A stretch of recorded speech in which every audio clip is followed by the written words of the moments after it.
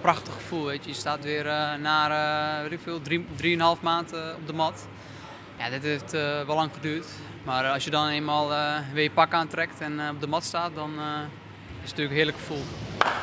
Het hadden drege man west van Tornieke. Zijn grote passie, judoën, mocht er net waan. En dus kregen de trainings een oren invulling. Bij een maat van me, die heeft krachtapparatuur staan.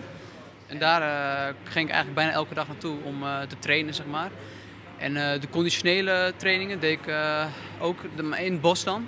Ook met andere jongens.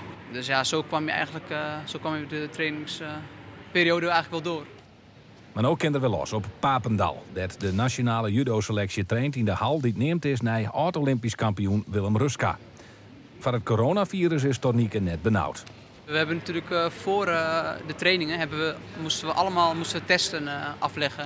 En dat was allemaal positief eigenlijk. Dus ja, ja, dan is de test negatief, toch? Want negatief bedoel ik, sorry. Ja. Maar ik schrok al. Het is positief voor ons, zeg maar. Dat. Ja, de test was negatief, ja.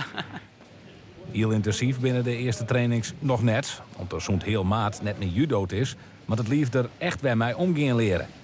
Het was eerst altijd echt vol rammen. En daar is je lichaam ook aan gewend.